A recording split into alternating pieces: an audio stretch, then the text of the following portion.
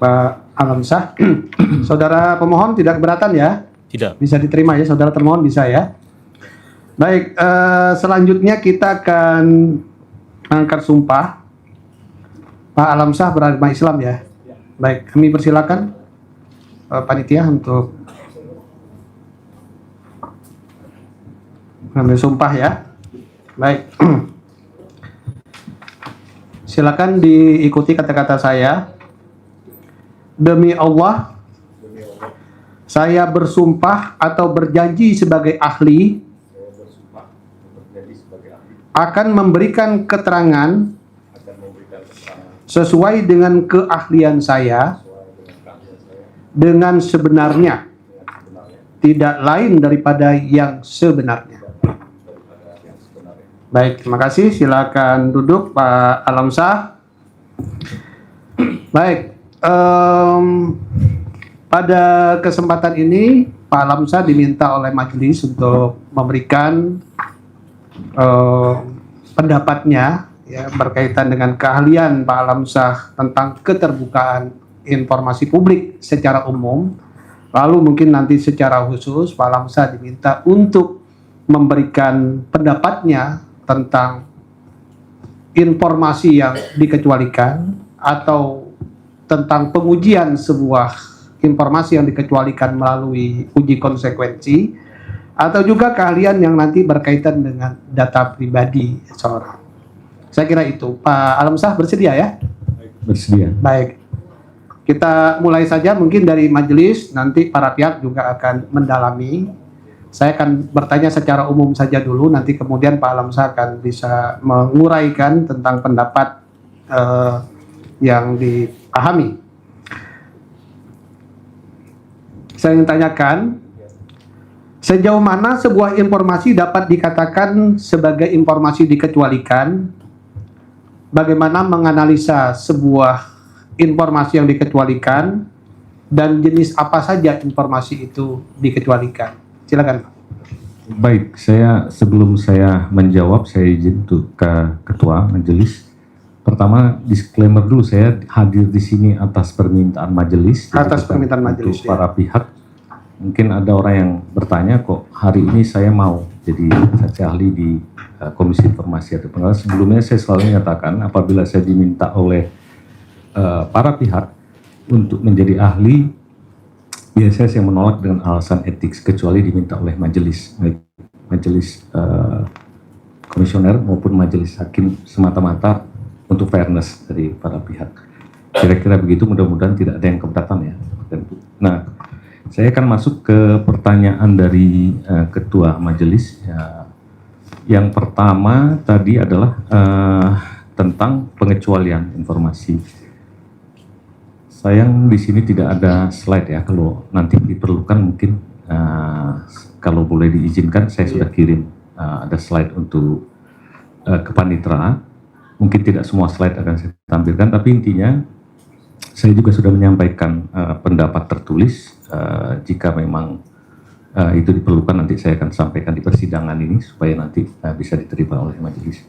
Nah, pertama bahwa masalah pengecualian informasi, sebelum kita masuk sampai ke sana, kita harus menyadari sepenuhnya bahwa Undang-Undang Keterbukaan Informasi itu selain dia mandat dari konstitusi tentang pemenuhan hak atas informasi pasal 28F, tapi undang-undang ini dirancang dengan satu prinsip konsekuensial.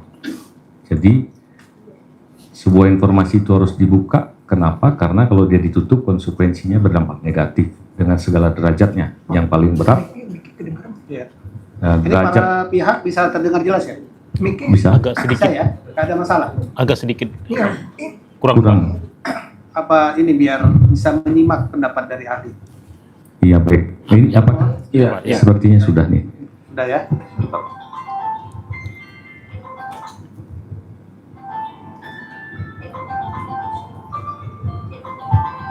Sebentar, saya lupa, maaf. Saya lupa mematikan, maaf.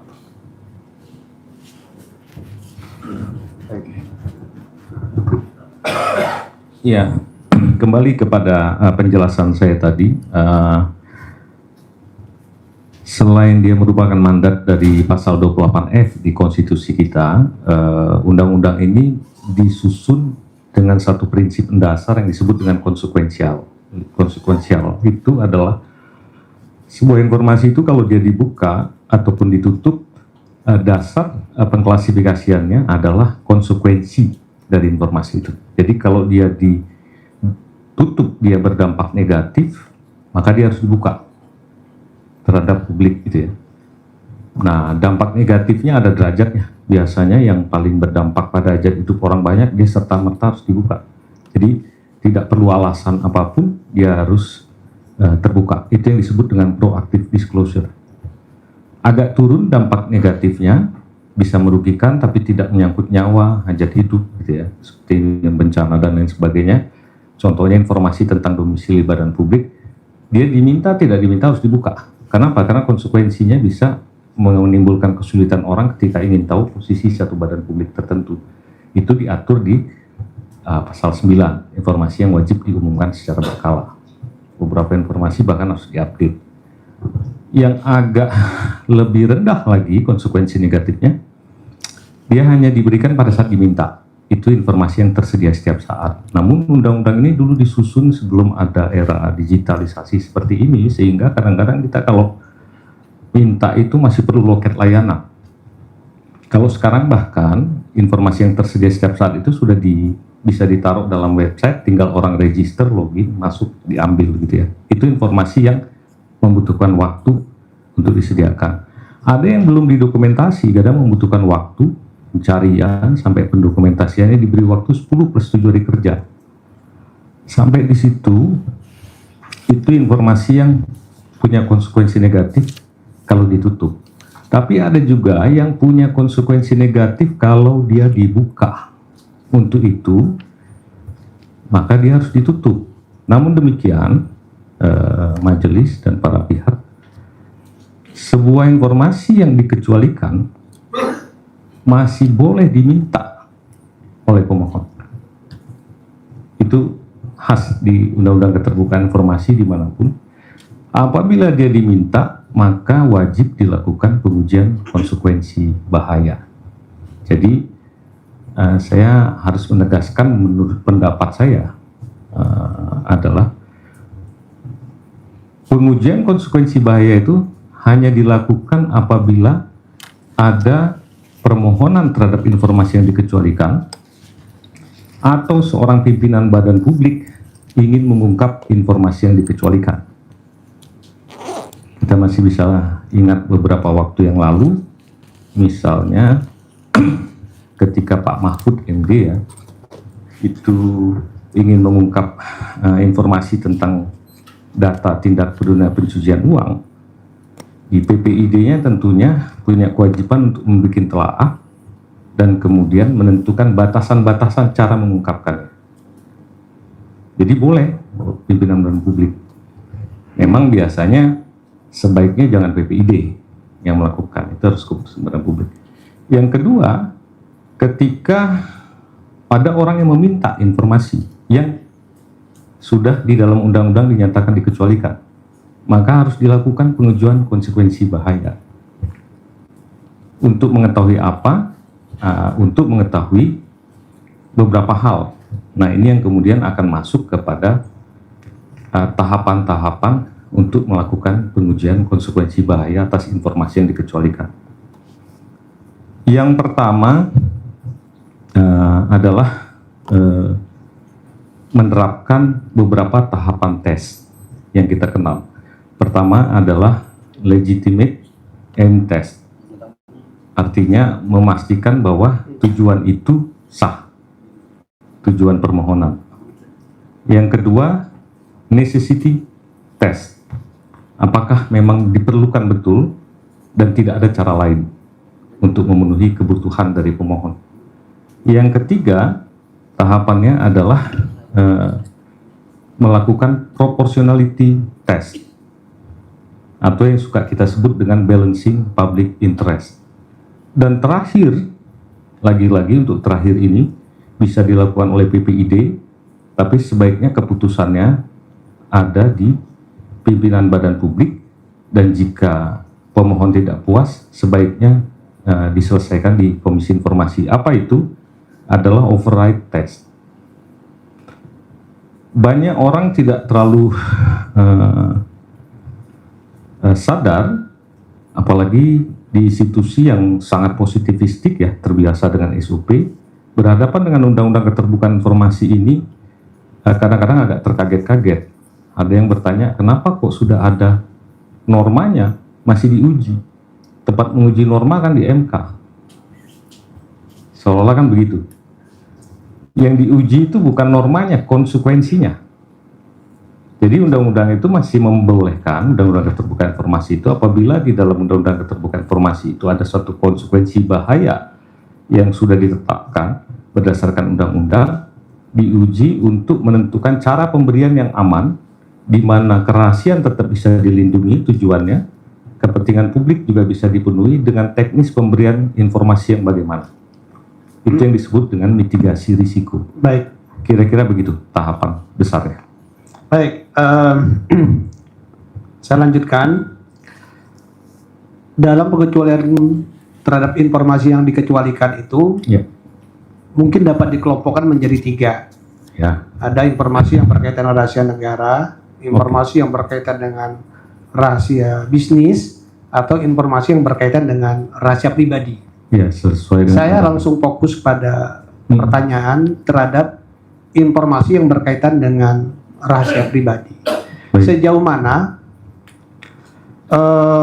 data pribadi penduduk atau data pribadi warga negara dilindungi oleh hukum yang diketahui oleh ahli. Jadi fokus kepada data pribadi. Kan sekarang kita ada undang-undang perlindungan data pribadi, ya. Undang-Undang nomor 27 tahun 2022. Ya. Nah, bagaimana pemahaman ahli ya untuk melindungi data pribadi bagi warga negara? Ya, ada beberapa proses majelis. Yang pertama, sebelum kita memiliki undang-undang data pribadi, kita lebih dulu memiliki undang-undang keterbukaan informasi. Kita juga tidak punya undang-undang privasi. Di beberapa negara kadang yang privasi dulu baru kemudian keterbukaan informasinya atau freedom of information atau access to information. Di Indonesia terbalik prosesnya karena kita mengalami proses histori sendiri. Kita berada dalam rezim yang sangat tertutup sehingga pada saat itu khawatir kalau dibikin sebuah undang-undang yang memperkuat privasi, semua akan bisa ditutup gitu ya. Sehingga diterbitkan terlebih dahulu Undang-Undang Keterbukaan Informasi, menyusul kemudian tata kelolanya itu Undang-Undang Arsip. Dan ada keinginan dulu menerbitkan Undang-Undang Kerahasiaan Negara tapi batal. Kemudian baru diterbitkan Undang-Undang Intelijen Negara, dan baru terakhir Undang-Undang tentang Pelindungan Data Pribadi yang juga prosesnya cukup panjang. Nah, bagaimana kita melihat ini? Pertama, di Undang-Undang Keterbukaan Informasi itu ada jenis-jenis informasi yang dikecualikan di pasal 6. Yang satu, pengecualian itu sifatnya substansial, yang kedua yang prosedural. Jadi di ayat 2 itu tidak wajib diberikan apabila orang meminta di luar prosedur. Tapi kalau orang sesuai dengan prosedur, substansi yang dikecualikan tetap harus ditolak oleh badan publik. Ya. Nah, yang pertama adalah menyangkut kerahasiaan pribadi, kedua yang bisa mengganggu persaingan usaha yang sehat atau saya sebut sebagai kerahasiaan bisnis, dan kemudian yang ketiga yang menyangkut kerahasiaan negara. Negara dalam arti yang luas, bukan hanya soal pertahanan, tapi juga penegakan hukum dan lain sebagainya. Nah, di 3 hal ini dipertegas di pasal 17. Turun lagi dari pasal 6. Pasal 17 itu huruf G dan H adalah komponen yang mengatur tentang informasi itu dikecualikan yang apabila dibuka dapat mengungkap rahasia pribadi seseorang. Bisa kita baca di undang-undang sebetulnya, kalau cuma sekedar itu norma undang-undang itu semua orang dianggap tahu ya, jadi saya tidak perlu terlalu dalam menjelaskan normanya. Namun di undang-undang ini dibikin pengecualian atas pengecualian. Nah, karena namanya hak-hak pribadi itu hanya bisa dikoreksi melalui undang-undang, tidak bisa di luar undang-undang. Di situ dikatakan informasi yang menyangkut data pribadi ya di dalam di dan termasuk riwayat seseorang, profil, kekayaan, dan lain sebagainya itu tidak bisa diberikan, tapi pengecualian itu tidak berlaku jika di pasal 18 ayat 2 huruf A, pihak yang rahasianya diungkap, subjek data di sini, memberikan persetujuan tertulis. Ini sih wajib, artinya orang ya silahkan data saya diambil, tidak ada masalah. Yang kedua, pengungkapan terkait dengan posisi seseorang dalam jabatan publik, itu pasal 18 ayat 2 huruf B. Jadi kalau pengungkapan atau permohonan, saya sering ditanya, pengungkapan itu bukannya harus melalui proses investigasi? Saya bilang, saya tidak ingin terjebak dalam teks itu karena niat di undang-undang yang dimaksud pengungkapan itu baik dengan memberikan kepada orang, bukan pemeriksaan, dan baik juga dengan mengumumkan. Jadi dalam hal permohonan itu terkait dengan informasi tersebut terkait dengan posisi seseorang dalam jabatan publik, dia boleh diakses. Tidak sederhana, kalau masuk ke riwayat kesehatan, dia harus dipertimbangkan dengan cermat, hati-hati juga PPID, karena untuk membaca riwayat psikologis, riwayat kesehatan itu orang memiliki kompetensi tertentu, jika tidak bisa misinterpretasi, maka untuk jenis-jenis informasi pribadi, ketika terkait dengan posisi jabatan seseorang, apabila membutuhkan standar kompetensi dalam menginterpretasi, juga tidak bisa dengan begitu saja diberikan. Riwayat kesehatan saya ketika saya daftar di Ombudsman, misal, boleh dinyatakan hasilnya sehat atau tidak, boleh. Tapi kalau orang mau melihat kadarnya dan lain sebagainya, itu harus dengan pendampingan orang yang memiliki kompetensi. Baik. Jadi ada batasnya, kira-kira begitu. Nah, Baik. sedikit lagi, Majelis. Ini tetap inline dengan undang-undang yang terakhir baru terbit. Itu adalah Undang-Undang Perlindungan Data Pribadi. Jadi, ketika dia tidak disetujui oleh yang memiliki data atau subjek data, tidak terkait dengan posisi dalam jabatan publik seorang, maka dia harus kembali kepada undang-undang yang spesifik mengaturnya. Itu adalah Undang-Undang Perlindungan Data Pribadi. Kira-kira begitu. Baik, saya satu lagi nanti akan dilanjutkan oleh majelis dan para pihak tentunya. Ya. Tadi ahli menyinggung soal Undang-Undang Perlindungan Data Pribadi, ya. Dan kalau kita melihat, ya mungkin ahli sudah membaca secara tuntas undang-undang itu, tapi saya coba untuk uraikan juga ya. Di dalam Undang-Undang Perlindungan Data Pribadi itu kan ada pasal 15 ayat 1. Ya, saya langsung aja menukik ke sana. Di situ disebutkan hak-hak subjek data pribadi dikecualikan untuk A. kepentingan pertahanan dan dikecualikan ya maksudnya. Saya ulangi lagi biar tidak salah dalam hal penafsiran. Pasal 15 ayat 1, hak-hak subjek data pribadi dikecualikan untuk A. kepentingan pertahanan dan keamanan nasional, B. kepentingan proses penegakan hukum, C. kepentingan umum dalam rangka penyelenggaraan negara, D. kepentingan pengawasan sektor jasa keuangan, moneter dan sistem pembayaran, stabilitas sistem keuangan yang dilakukan dalam rangka penyelenggaraan negara, atau E. kepentingan statistik dan penelitian ilmiah. Saya ingin minta pendapat ahli yang berkaitan dengan pasal 15 ayat 1 huruf E ini tentang kepentingan statistik dan penelitian ilmiah. Itu kan dikecualikan kalau menurut undang-undang PDP ini. Bagaimana pemahaman ahli atau pendapat ahli untuk menerjemahkan atau mengimplementasikan pasal ini? Yang untuk penelitian itu mengakses data pribadi seseorang sebatas untuk kepentingan penelitian. Berbeda ya, ini maksud saya dengan pasal 18 ayat 2 huruf B yang ada di Undang-Undang Keterbukaan Informasi, konteksnya berbeda.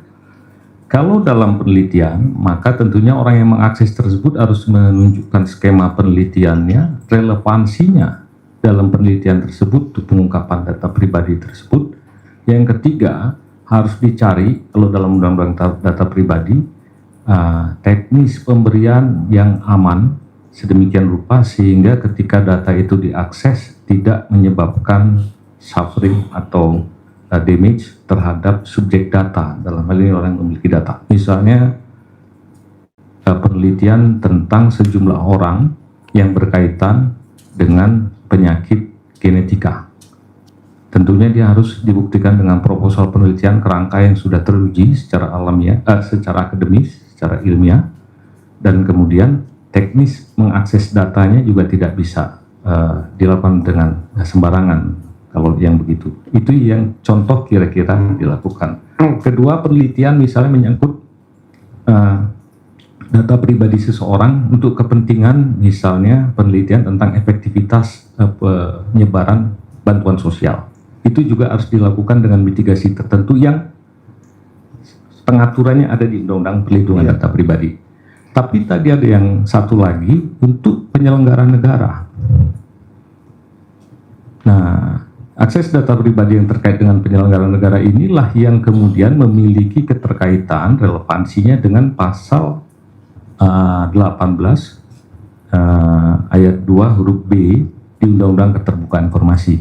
Jadi bisa dia dilakukan pengungkapkan sepanjang terkait dengan posisi seorang dalam jabatan publik tertentu, dan di dalam Undang-Undang Data Pribadi juga itu diperbolehkan. Tantangan paling berat adalah bagaimana memastikan bahwa akses terhadap itu memang terkait dengan posisi seorang dalam jabatan publik. Jadi maksud saya, kenapa saya sebut tantangan paling berat, tidak bisa serta-merta hanya sekedar menyatakan ini terkait dengan posisi dalam jabatan, harus jelas. Terkaitnya itu dalam konteks apa? Misalnya seleksi saya sebagai calon pimpinan ombudsman. Oke, walaupun saya sudah tidak lagi menjabat sebagai pimpinan ombudsman, maka harus dicermati informasi tersebut memang relevan dengan proses pada saat saya ingin menjadi anggota ombudsman di beberapa waktu tahun yang lalu. Gitu. Tidak boleh lebih dari itu. Kalau informasi pribadi itu tidak memiliki relevansi dengan posisi saya dalam proses untuk menjadi anggota ombudsman, misalnya, dia masuk dalam kategori tidak terkait dengan posisi jabatan. Jadi pastikan informasi pribadinya memang memiliki relevansi dengan posisi seorang dalam jabatan publik. Saya ingin menegaskan lagi, ahli, tadi kan di Undang-Undang PDP menyebutkan ada pengecualian untuk penelitian, ya. Dan lalu kemudian kalau kita masuk ke dalam Undang-Undang KIP pasal 18 angka 2 huruf B, atau angka 18 angka 2 huruf A, pihak yang rahasianya diungkap memberikan persetujuan tertulis. Kan begitu ya?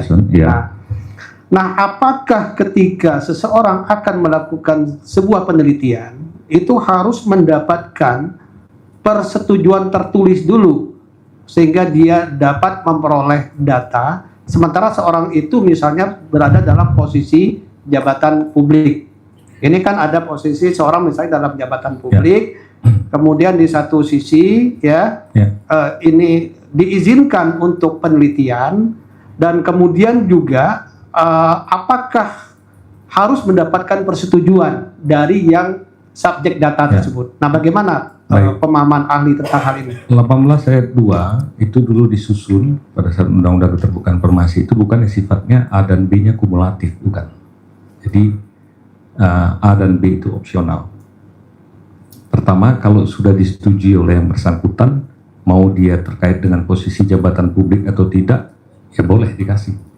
Kira-kira begitu. Yang kedua, kalau dia terkait dengan posisi dalam jabatan publik tertentu, mau yang bersangkutan setuju ataupun tidak, ya boleh dibuka. Kira-kira itu. Kenapa? Memang karena salah satunya memang urusan dalam jabatan publik itu dianggap sebagai kepentingan publik yang paling besar. Jadi imunitas pribadi seseorang ketika dia menjadi pejabat publik itu tidak bisa berlaku sebagaimana orang umumnya yang tidak terkait dengan posisi jabatan publik. Kira-kira begitu, Mas. Baik. Kami persilakan anggota. Lagi, rekan, silakan. Baik, terima kasih Tuan. Ya, selamat sore, malam. Sorry. Terima kasih. Semoga Ya. kehadiran Pak Alam ini mencerahkan dalam persidangan kita. Baik, terima kasih. Kami mohon bantuan untuk diberikan keterangan atau penjelasan ya. Pertama, meskipun di dalam Undang-Undang 14 itu tegas diatur dalam hal badan publik memberikan sebagian atau seluruh dokumen dapat melakukan penghitaman apabila ada dikecualikan. Itu undang-undang, ya kan? Pertanyaan kami, ya kan? Jadi kalau begitu yang mau dikecualikan dokumen atau informasinya, Pak? Baik, Undang-Undang Keterbukaan Informasi Publik itu memiliki kaitan yang erat dengan Undang-Undang Arsip yang mengatur tentang dokumen. Ada juga Undang-Undang tentang dokumentasi di perusahaan. Nah, dalam pasal 6 dinyatakan bahwa badan publik berhak menolak memberikan informasi kalau informasi belum didokumentasikan. Dengan kata lain bahwa yang mau diakses itu memang informasi. Tapi untuk mengakses informasi itu informasi yang sudah harus didokumentasikan. Jadi sekalipun dia tadinya ucapan, dokumentasi itu bisa dalam bentuk elektronik ya, bukan harus itu. Maka dia harus didokumentasikan terlebih dahulu. Bagaimana tata cara pendokumentasiannya mengacu pada Undang-Undang Arsip. Di situ sudah diatur. Jadi informasi yang dijamin di dalam Undang-Undang Keterbukaan Informasi adalah informasi yang berbasis dokumen. Baik. Sebelum berlanjut, ini majelis menerima pengujian atas konsekuensi bahaya terhadap informasi publik yang dikecualikan yang digunakan dalam persidangan ini. Ya. Ini resmi ya, artinya memang disampaikan kepada kami ya. Itu untuk majelis. Oke. Ini untuk kami sampaikan pada pemohon dan termohon ya. Jadi ada dokumen, ini keterangan ahli, nanti saudara juga bisa mengakses ya kan ya. Karena pertanyaan ada beberapa hal yang saya mesti jelas berangkat dari sini. Silakan. Baik, karena kalau begitu berarti bahwa pengecualian itu ya kan bisa dalam bentuk dokumen, ya, dan atau juga memang informasinya yang dikecualikan. Bisa. Oke, baik. Kemudian di dalam pengujian ini Pak Alam menyebutkan berkaitan dengan kategori dan praduga. Ya, ada Pak di halaman 12 ya. Di halaman 11 dan 12 ini ada yang di sini misalnya mengungkap rahasia pribadi. Ini sifat pengecualiannya bersifat mutlak. Kemudian uji konsekuensi yuridisnya itu tidak, gitu ya. Kemudian uji kepentingan publik tidak. Dapatkah kami dijelaskan berkaitan dengan tabel halaman 11? Pemohon nggak dapat ya? Belum dapat ya? Oke, nanti bisa diam ya. Di halaman 11 Pak Alam. Halaman 11, baik. Yang matriks. Karena ini materi yang kemarin saya pelajari buat Pak. Jadi ini pendapat bikin makalah Pak. Jadi masih ingat Pak. Silakan Pak.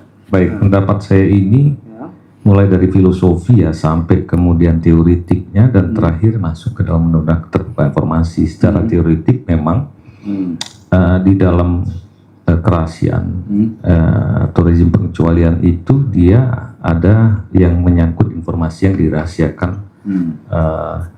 secara praduga. Jika dibuka dapat.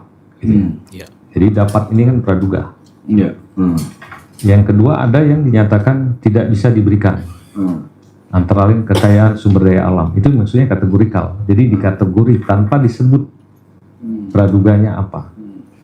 Jika dibuka dapat mengganggu proses penegakan hukum, maka itu masuk dalam kategori praduga. Kalau dia tidak menunjukkan konsekuensi negatifnya di dalam norma itu disebut kategorikal. Tapi kalau dia menyebut konsekuensi negatifnya, itu yang disebut dengan praduga. Nah, terlepas dari bagaimana undang-undang ini dulu disusun dengan segala pengetahuan kita pada saat menyusun, di dalam pengecualian pasal 17 itu ada yang basisnya praduga, ada yang kategorikal, tapi ada yang semi kategorikal. Jadi dia sudah disebut praduganya, tapi dirinci lagi informasinya. Itu pasti ada dinamika dalam pembahasan. Itu yang saya maksud, informasi yang bisa dilakukan pengujian konsekuensi bahaya dan pengujian kepentingan publik. Ada informasi yang dirahasiakan bersifat absolut. Absolut itu ciri khasnya tidak perlu dilakukan pengujian konsekuensi bahaya atau balancing dengan kepentingan publik. Kalau dia absolut, maka dia mengikuti undang-undang yang mengatur itu. Kalau dia absolut, ya. Kecuali sudah dikoreksi absolutitasnya. Nah, biasanya menyangkut kerahasiaan pribadi, salah satu. Kerahasiaan pribadi itu tidak perlu lagi disebut jika dibuka harta kekayaannya dapat menimbulkan perasaan tidak nyaman bagi yang bersangkutan. Itu nggak perlu. Pokoknya yang sudah kekayaan ya tidak boleh dibuka. Itu kategorikal atau disebut dengan kelas. Jadi tidak digunakan rumusan praduga. Nah, yang absolut ini di dalam Undang-Undang KIP tidak dinyatakan secara eksplisit, tapi bisa kita lihat dari jangka waktu pengecualian. Kalau dia tidak absolut, maka biasanya harus ditetapkan jangka waktu pengecualiannya. Kalau absolut, permanen dia selamanya, kecuali oleh undang-undang dinyatakan lain. Misal tadi, harusnya kapabilitas saya, CV saya itu ketika saya tidak sedang terkait dengan posisi jabatan publik, itu informasi yang absolut. Hanya saya setuju baru orang baru bisa mengakses. Tapi ketika saya berkaitan dengan posisi saya di ombudsman, misalnya pada saat saya sedang di ombudsman atau dulu saya di komisi informasi, orang meminta data CV yang saya masukkan dalam proses seleksi, ya kemudian tidak berlaku karena pasal 18 2 huruf B. 18 ayat 2 huruf B. Itu yang saya maksud, sesuatu yang absolut itu hanya bisa dikoreksi oleh undang-undang. Jadi tidak pakai pengujian. Pengujian konsekuensi dalam informasi yang sifatnya absolut itu saya yakin tidak akan pernah bisa selesai tuntas sampai override. Dia hanya bisa sampai batas mengidentifikasi apakah diperbolehkan oleh undang-undang tertentu yang bisa dilakukan. Jika tidak diperbolehkan oleh undang-undang tertentu, tidak perlu melakukan uji konsekuensi untuk balancing dan lain sebagainya. Baik, karena pertanyaan itu Bang Pak Alam, karena kami membandingkan antara hasil uji konsekuensi dari termohon materialnya dengan teori yang Bapak sampaikan. Oke, tadi di depan Bapak menjelaskan bahwa sebuah informasi pribadi, ya kan, itu bisa dibuka, ya kan, atau untuk melihat resiko bahayanya, ya kan. Dibuka. Informasi dikecualikan boleh diminta oleh pemohon. Tapi harus dilakukan uji konsekuensi atas bahaya tersebut. Ya, sepanjang tidak absolut. Yang tidak absolut tadi ya. Oh, yang sifatnya yang tidak absolut ya. Tapi kalau yang absolut ya tidak, tetap harus ada uji konsekuensi. Tidak perlu melakukan uji konsekuensi sampai tuntas. Hanya mengidentifikasi apakah ada dasar hukum yang membolehkan untuk dibuka. Maka ikuti dasar hukum itu. Titik. Berarti kalau mengungkap rahasia pribadi ini tidak perlu ada uji konsekuensi yuridis, Pak. Uji konsekuensi sampai mengidentifikasi kemungkinan override tidak perlu. Oke, baik. Lanjut. Kemudian Pak, di dalam uji konsekuensi itu sebuah badan publik itu diminta untuk menyampaikan dasar hukum pengecualian. Bagaimana Pak harus disikapi kalau kemudian sebuah badan publik itu memberikan beberapa dasar hukum undang-undang, kan? Ada 2 atau 3, kan? Undang-undang yang disampaikan. Lalu apakah ini kita lakukan secara kumulatif, ya kan? Atau kita mau ambil secara parsial saja dalam kami memutuskan, gitu kan ya. Misalnya untuk konkret Pak ya, ini ini dikecualikan dasarnya undang-undang KIP, undang-undang PDP, undang-undang Karsipan, gitu Pak ya. Ini berkaitan dengan dokumen rahasia pribadi. Ada tiga undang, semua saling beririsan, gitu kan ya. Maka Majelis Komisioner dalam nanti membuat pertimbangan, ya kan, itu sebaiknya bersikap seperti apa terhadap 3 undang-undang ini, Pak? Dalam pengujian konsekuensi itu step pertamanya kan mengidentifikasi informasi yang punya potensi pengecualian secara yuridis dulu. Maka identifikasilah dasar-dasar pengecualian. Iya. Di dalam dasar pengecualian secara yuridis itu boleh jadi ada di dalam Undang-Undang KIP pasal 17, boleh jadi sesuai dengan Undang-Undang KIP juga di pasal 17 huruf C, boleh jadi ada di undang-undang lain. Maka semua harus diinventarisasi dan kemudian dijadikan argumen untuk dasar mengecualikan informasi. Mengecualikan dulu ya. Pada saat orang meminta informasi yang dikecualikan itu, lakukan pengujian konsekuensi bahaya dari informasi yang dikecualikan itu kalau diungkap. Itu. Maka ini ini relevan dengan tadi keterangan ahli. Yang diuji bukan normanya, bukan menyandingkan pasal Undang-Undang KIP sekian, pasal PDP sekian, tapi adalah konsekuensi yang mungkin timbul dari situ, Pak ya. Betul. Oke, baik, terima kasih. Lanjut, Pak. Nah, kemudian konsekuensi pertimbangan bagi publik nih, Pak. Iya.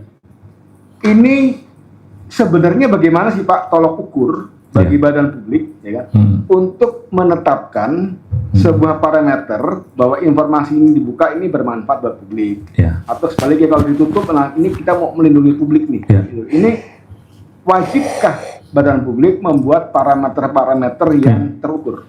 Itu yang saya sebut.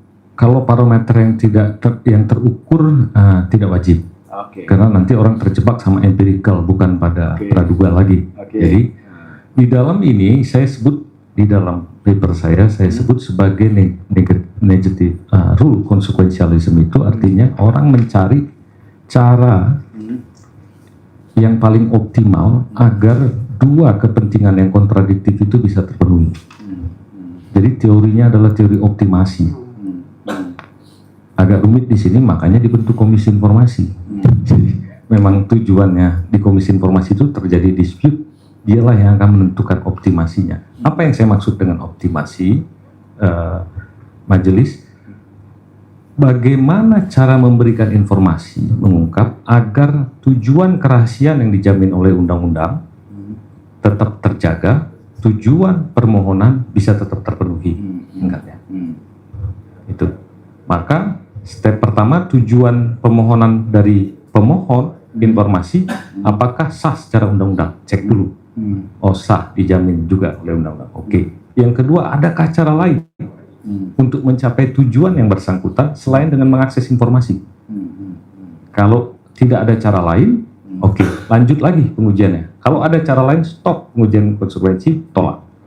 Tapi kalau kemudian masih tidak ada cara lain, masuk ke yang saya bilang tadi, proportionality. Bagaimana kerahasiaan ada di undang-undang tetap bisa terlindungi, tapi kepentingan publik juga bisa terlindungi. Sehingga kadang-kadang keluarnya adalah teknik pemberian. Kita masih ingat beberapa waktu yang lalu, kasus ijazah yang kemudian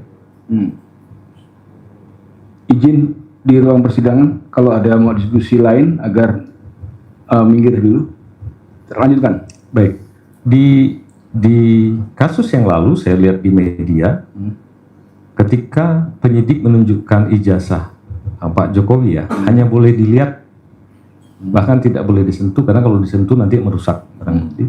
Itu adalah right to know-nya mereka penuhi, tapi right to access-nya kita kurangi. Itulah yang saya maksud optimasi. Jadi dalam hal tertentu, sepanjang dua kepentingan ini bisa terpenuhi, maka optimasi boleh dilakukan, atau yang disebut dengan mitigasi. Pertanyaan berikutnya, orang bilang, bagaimana kalau tidak ditemukan cara?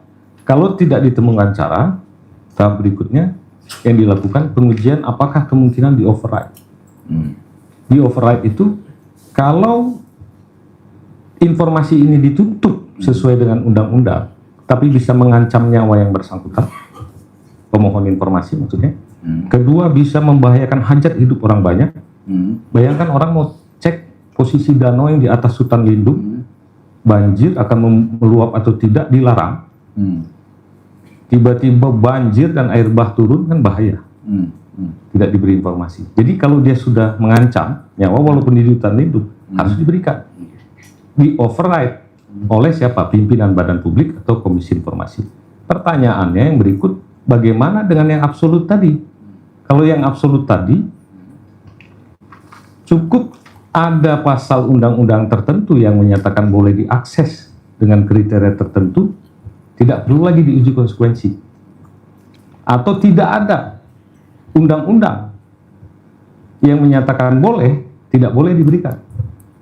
Jadi black and white kalau yang absolut ya, selesai. Nah, ada teknis-teknis. Kalau dia ada dalam satu dokumen, kemudian ternyata di dalam dokumen itu ada informasi-informasi dikecualikan yang tidak relevan, bolehlah informasi dikecualikan yang tidak relevan itu dilakukan hitam. Oke, baik. Baik, lanjut.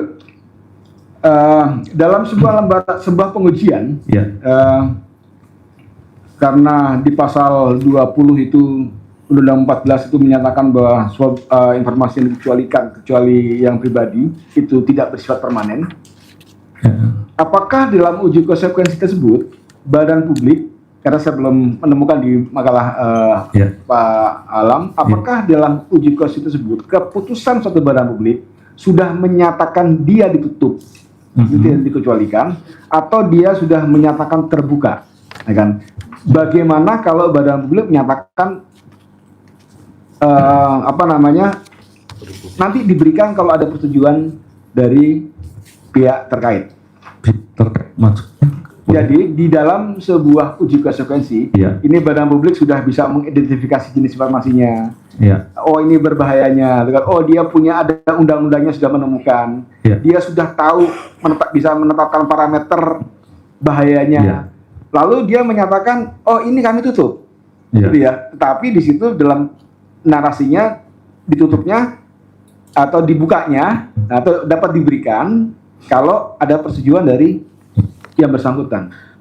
Saya tahu dalam undang-undang bukan mas yang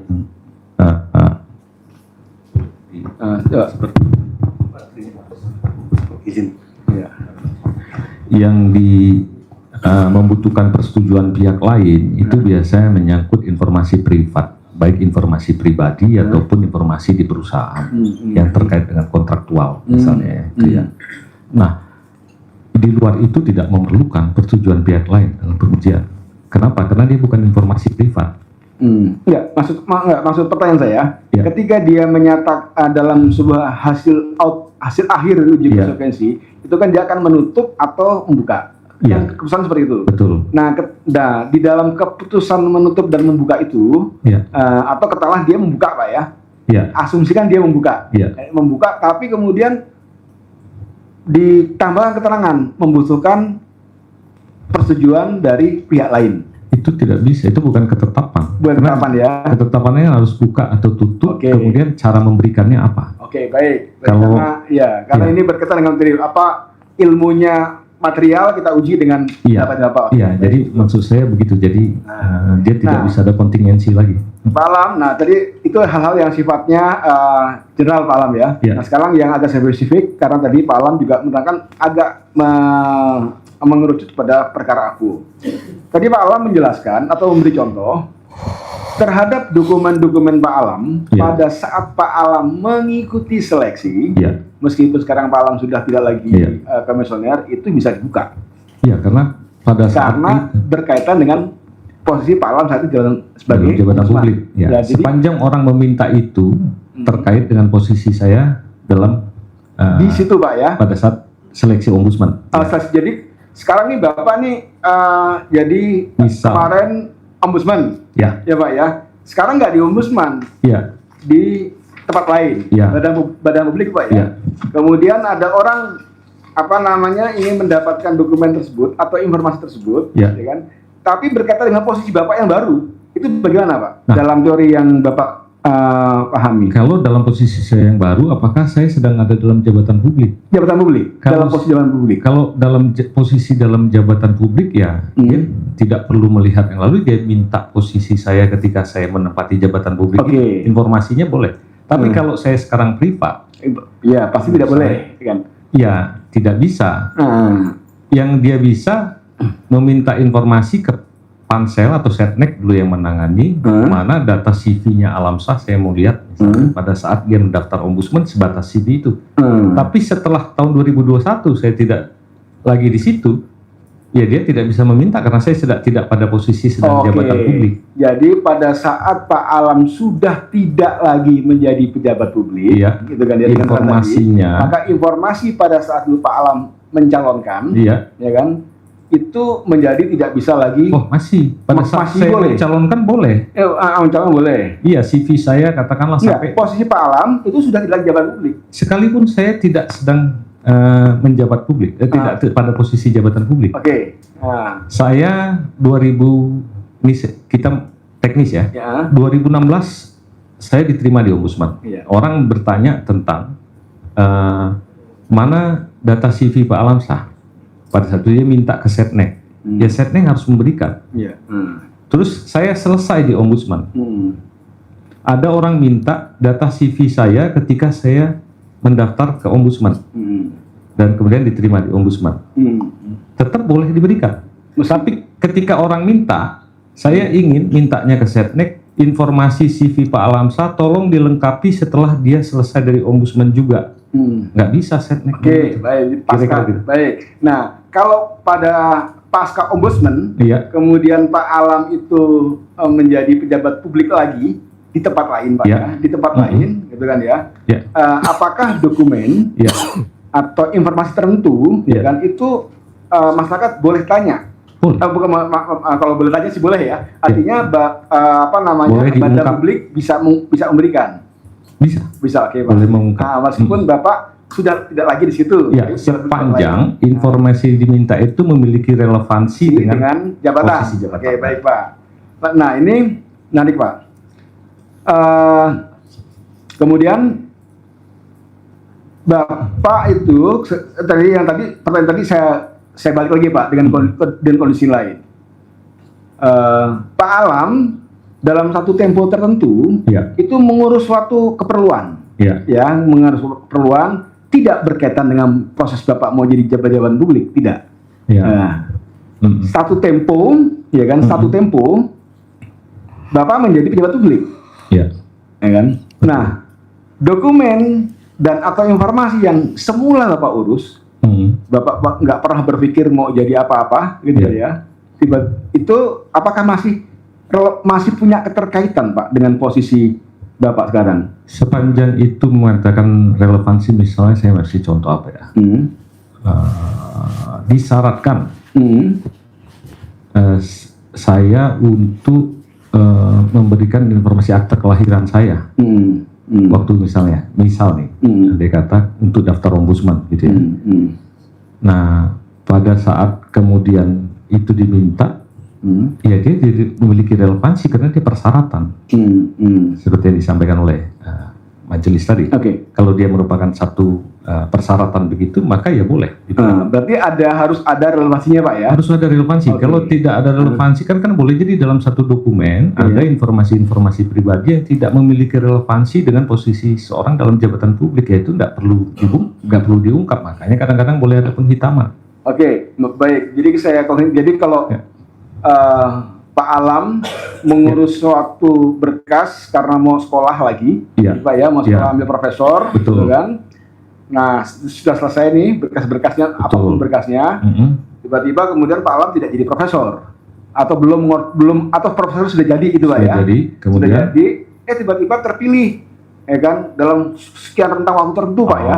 Jadi bukan ada rentang 2-3 tahun, 5 tahun terpilih jadi anggota ombudsman, jadi ombudsman lagi Pak, gitu kan ya? Jadi apalah gitu Pak ya.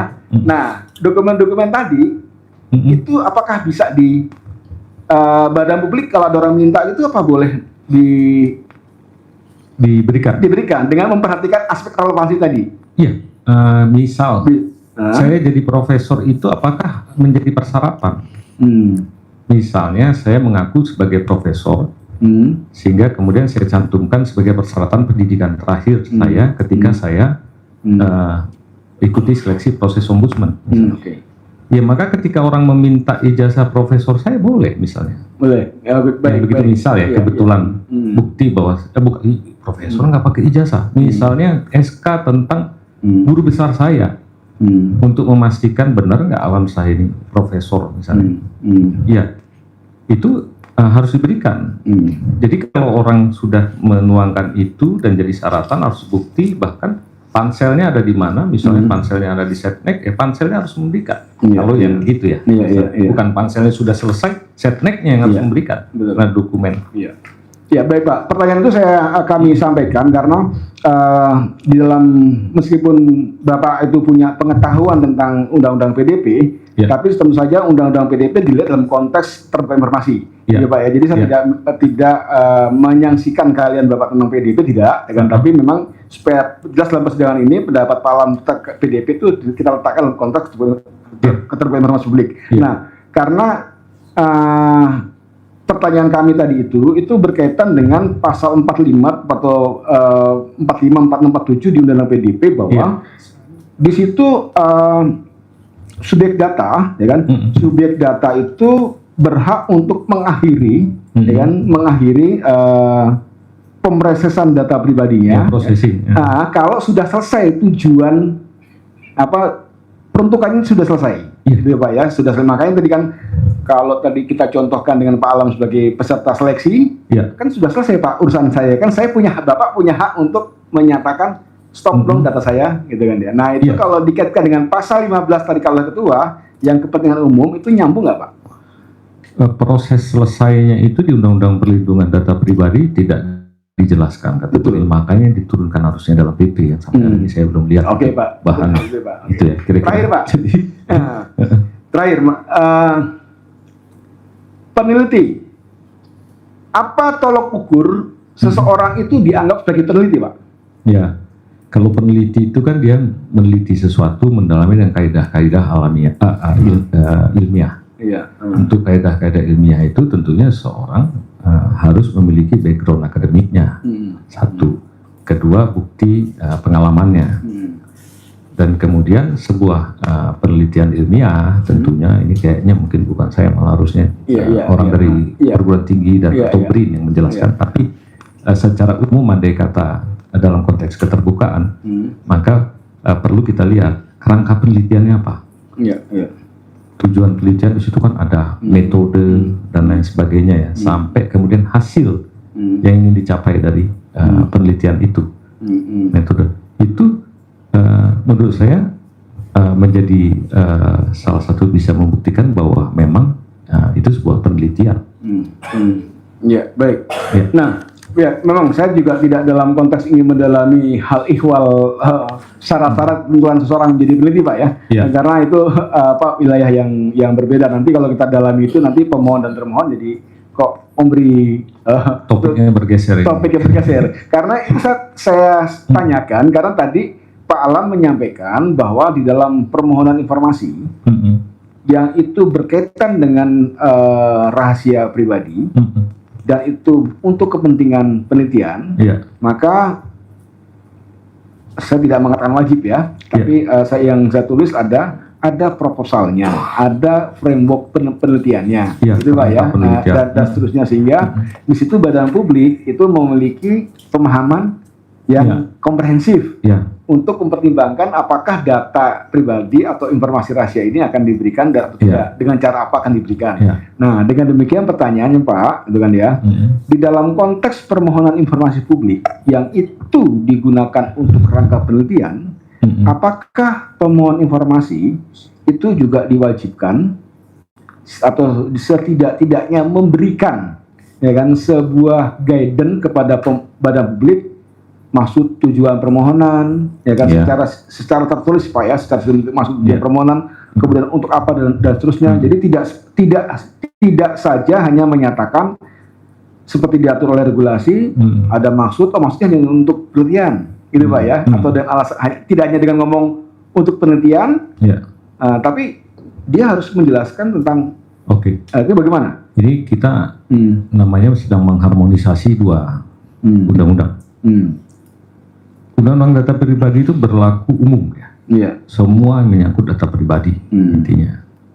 Nah, bagaimana pengecualiannya diatur di undang-undang data pribadi juga boleh jadi diatur di undang-undang lain. Pengaksesan yang lebih detail tentang data pribadi seseorang dalam konteks penegakan hukum ada undang-undangnya sendiri. Sehingga sepanjang subjek data ini belum berubah status berdasarkan undang-undang lain, dia tetap merupakan subjek data pribadi yang harus mengikuti undang-undang data pribadi caranya. Kalau dia penelitian harus bisa dibuktikan memang tata cara penelitiannya dan lain sebagainya. Saya mau menguji melihat sel darah sekian orang untuk melahirkan, itu kan ada metode. Tapi ketika menyangkut keterbukaan informasi publik karena kepentingan publik, hanya bisa data pribadi itu apabila dipenuhi dua hal tadi, disetujui oleh yang bersangkutan. Kalau tidak disetujui oleh yang bersangkutan, cek lagi apakah terkait dengan posisi seorang dalam jabatan publik. Jadi kalau dia tidak terkait dengan posisi jabatan publik seseorang, fully dia harus mengabdi pada undang-undang data pribadi. Ketika dia ngomong untuk penelitian, maka harus dibuka kerangkanya semua penelitian. Nah, pertanyaannya kan saya nggak tahu ini penelitian tentang apa. Jadi kalau sudah menyangkut data pribadi seseorang yang terkait dengan posisi dalam jabatan publik, mau penelitian mau enggak, semua publik boleh mengakses. Jadi buat apa lagi relevansinya sebuah kerangka tadi? Tapi kalau dia untuk data pribadi secara umum, bukan yang terkait dengan posisi jabatan publik, harus waspada. Penelitiannya itu harus bisa dibuktikan memang penelitian, makanya perlu kerangka dan lain sebagainya. Jadi dua undang-undang ini tidak bertentangan. Ya. Baik, sama. Terima kasih Pak Alam. Ya. Kembali Terima kasih anggota. Ya. Pak Alam, saya coba untuk Baik. mereview kembali ya, Ya. dari apa yang tadi yang dijelaskan oleh Pak Alam, tapi langsung pada pertanyaan. Ya. Nah, ini kita fokus pada pengungkapan atau informasi yang berkaitan dengan seseorang dalam jabatan, kan begitu ya? Ya. Nah itu. Nah tadi udah dicontohkan ketika Pak Alam Shah mantan komisioner ombudsman, Ya. lalu kemudian orang bisa meminta informasi tentang persyaratan Pak Alam Shah Ya. terhadap jabatannya, karena Ya. itu berkorelasi. Lalu pertanyaannya, apakah boleh ya seseorang meminta konfirmasi ke badan publik lain untuk memastikan apakah Pak Alam Shah itu betul-betul memenuhi syarat? Ya. Misalnya begini, saya tidak meminta informasi data pribadi Pak Alam Shah ke ombudsman, tetapi saya memintanya ke badan publik lain. Oke. Nah, apakah itu termasuk hal yang sama yang berkaitan dengan pasal 18 angka 2 huruf B tadi begitu. Jadi orang boleh meminta kemana saja, yang penting misalnya nih Pak Alam Shah nih, pokoknya cari informasi Pak Alam Shah itu, saya boleh mintanya ke badan publik apa dan sebagainya yang kira-kira itu memproduksi yang berkaitan atau relevansi dengan persyaratannya Pak Alam Shah. Bagaimana itu? Ya, yang pertama saya anggaplah begini ya. Contohnya itu orang minta data kesehatan saya, hasil pemeriksaan kesehatan saya. Ketika sudah sampai di Pansel dan kemudian didokumentasi oleh Setnek, maka saya akan minta status kesehatan saya, bukan mungkin data detailnya, tapi statusnya itu dari pemeriksaan dari pihak rumah sakit tertentu, apakah boleh diberikan statusnya? Boleh. Ini hasil dari rumah sakit, bukan hasil pemeriksaan lab detail. Bahkan rumah sakit tidak memberikan kepada Pansel biasanya yang detail, karena itu menyangkut medical record orang, itu ada ketentuannya sendiri. Maka boleh diberikan oleh institusi di mana dulu Pansel itu menyerahkan semua dokumen terkait dengan posisi saya. Tapi ketika saya melakukan pemeriksaan itu di rumah sakit swasta, katakanlah rumah sakit apa itu yang swasta yang agak populer di sini apa misalnya,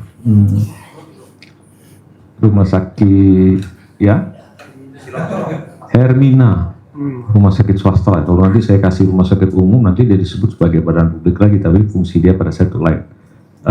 Hermina, saya mau minta ke Hermina, betulkah Hermina mengirimkan dokumen ini? Betul. Terus saya mau cek bagaimana dulu ketika Hermina membuat itu dokumen asli hasil pemeriksaan Pak Alam, salinannya ada nggak? Misalnya, apakah Hermina harus memberikan? Tidak. Karena Hermina waktu saya cek itu sedang melakukan fungsi privat biasa. Ini item pemeriksaan kesehatan atau Prodia misalnya. Ini hasil kesehatannya dan itu kan urusan privat. Iya. Dia tidak harus memberikan pada saat itu. Yang paling penting bagi seorang pemohon ketika ingin mengetahui alam sah ini adalah memastikan adakah dokumen hasil pemeriksaannya itu, mana dokumennya di katakanlah Setnek misalnya sebagai lembaga di mana pansel menyerahkan semua hasilnya, ya kejar ke situ. Baik. Contoh yang lain mungkin bisa juga misalnya saya khawatir nanti masuk ke dalam objek. Saya tidak boleh untuk sampai ke objek. Makasih. Baik. Satu lagi sebelum anggota majelis, Pak. Ini saya hanya mengkonfirmasi ulang saja sebetulnya dari pertanyaan majelis. Tadi Pak Alamsyah menyebutkan bahwa yang bisa diberikan kepada orang yang meminta informasi dalam bentuk status. Kan begitu, karena status itu atau dokumen itu menjadi salah satu persyaratan. Ya, persyaratan apa sajalah oleh seseorang itu digunakan begitu. Lalu apakah memungkinkan terkait apakah ini tidak bertentangan dengan data pribadi seseorang, ya, walaupun seseorang tersebut memiliki posisi jabatan tertentu, tetapi kemudian yang diminta juga adalah evaluasi dari hasil daripada sebuah status informasi tersebut.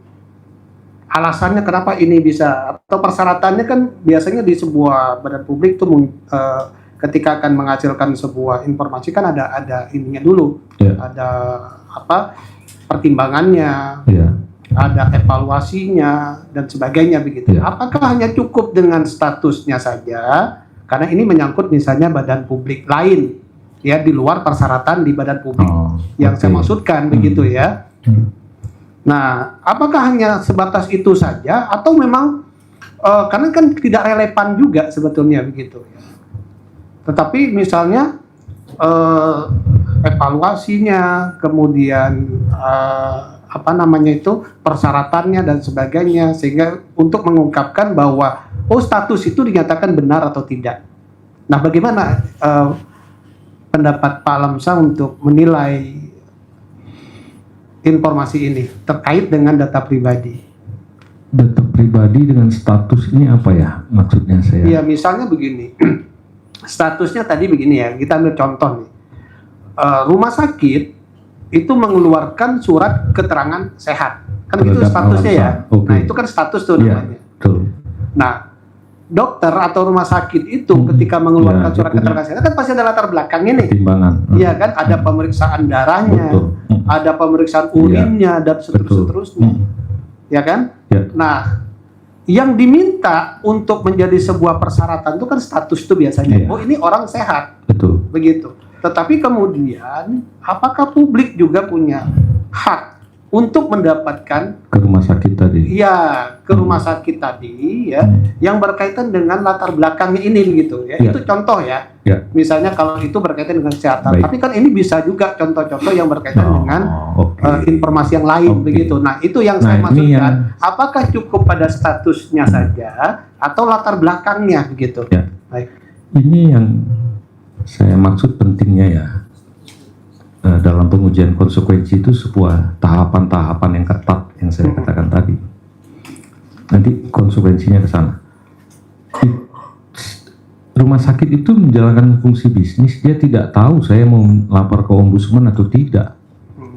Atau mungkin pihak lain juga melakukan hal sama, ya dia kasih. Tidak ada urusan dengan kepentingan, dengan terkait posisi jabatan seseorang. Aktivitas itu tidak ada urusan. Dia menjadi urusan yang terkait dengan posisi seorang dalam jabatan publik tertentu ketika dokumen itu oleh yang punya dimasukkan ke dalam pansel sebagai persyaratan. Dari situ start menjadi urusan publik. Badan publiknya siapa? Badan publiknya adalah institusi yang menunjuk pansel. Dari situ sudah menjadi terkait dengan posisi seorang dalam jabatan publik. Karena boleh jadi Saya menerbitkan itu belum tentu harus terkait dengan posisi dalam jabatan publik oleh rumah sakit. Itu satu yang penting. Di dalam pengujian konsekuensi bahaya tadi yang saya nyatakan adalah necessity test itu harus dilakukan. Ketika orang meminta, apakah ada cara lain? Anda tujuannya apa? Tujuannya saya mau melakukan A, B, C, D. Adakah cara lain untuk mencapai tujuan Anda itu? Saya pernah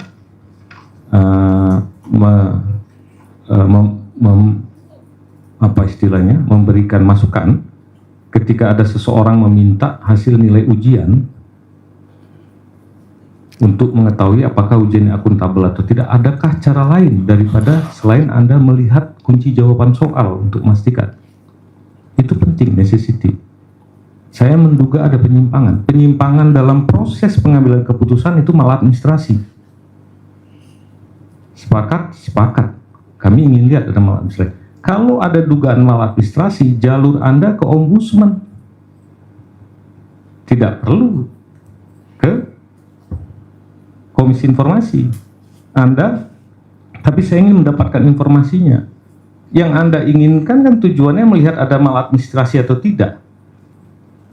Biarkan ombudsman bisa memanggil siapapun penyelenggara pelayanan untuk memastikan ada maladministrasi atau tidak. Once ternyata tidak terbukti ada maladministrasi, ombudsman menyatakan laporan ditutup, tidak ada. Tapi ketika ada maladministrasi, laporan ombudsman itu bisa menjadi bukti bahwa memang sudah terjadi maladministrasi. Dan tempatnya bukan di komisi informasi, kalau menurut saya. Kira-kira begitu. Baik, terima kasih Pak Lamsa. Ya. Anggota ada? Ya. Terima kasih Ketua. Ya. Karena sudah banyak ya saudara ahli Pak Alamsyah Saragih yang pengalamannya memang sudah banyak di pelayanan informasi publik ya. Jadi saya jadiin satu pelayanan publik sama informasi publik, pelayanan informasi publik lah, gitulah singkatnya. Saya memulai dari memulainya dari undang-undang dulu, pasal 2 Undang-Undang Keterbukaan Informasi Publik itu ada 4 ayat tuh, pasal 2. Ya, dari 4 ayat itu untuk pemahaman lebih kepada diri saya untuk nanti mengambil suatu sikap terkait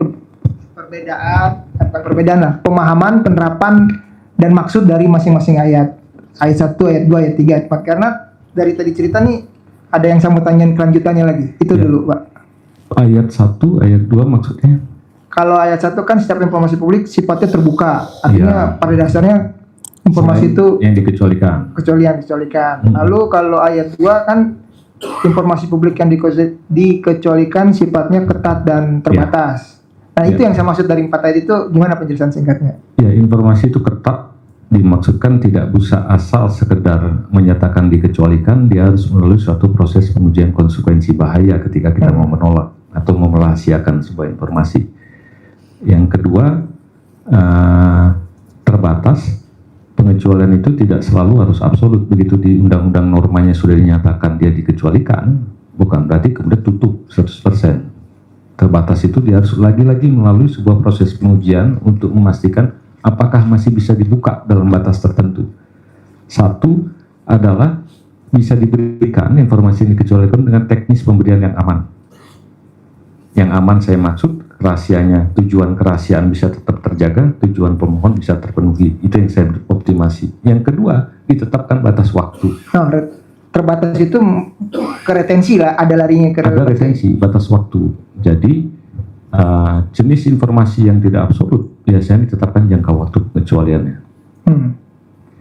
Lalu yang ketiga clear. Nah, yang keempat ini saudara Ali, ini kan ayatnya adalah informasi publik yang dikecualikan bersifat rahasia sesuai dengan undang dan seterusnya. Itu ayat 4. Nah, di sini norma yang dari ahli, pemahaman ahli, norma apa yang ada terkandung di dalam ayat 4 nih? Norma-norma hukumnya. Nah, karena ini panjang, kalau menurut pemahaman saya, ini kan ada uji konsekuensi juga. Iya. Itu satu. Yang kedua, ada juga yang tadi disebut-sebut. Tadi itu disebut-sebut public balancing public interest ya kalau nggak salah. proportionality test. Ya. Nah, itu yang saya maksudnya Ya. di ayat 4. Memahaminya Baik. ya. Coba Di penjelasan. ayat 4 kita baca ya, informasi publik yang dikecualikan bersifat rahasia sesuai undang-undang. Ya. Kepatutan itu biasanya konteks sosial, di situ sedang rawan terjadi konflik sosial, misalnya nggak boleh kita kasih izin rumah ibadah, walaupun izin rumah ibadah di Jakarta terbuka, tapi ada yang sifatnya konteks tadi ya, itu kenapa dimasukkan kepatutan. Kemudian kepentingan umum, dengan kata lain kerahasiaan undang-undang, kepatutan dan kepentingan umum itu menjadi satu pertimbangan yang didasarkan pada pengujian tentang konsekuensi bahaya yang timbul apabila suatu informasi diberikan kepada masyarakat, dan itu yang harus dituliskan di dalam undang-undang kan, kalau diberikan dapat, itu yang dimaksud dengan konsekuensi yang timbul.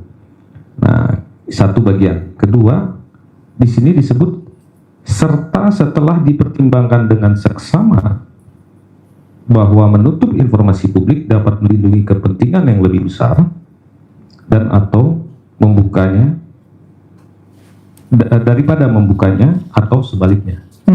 Ya.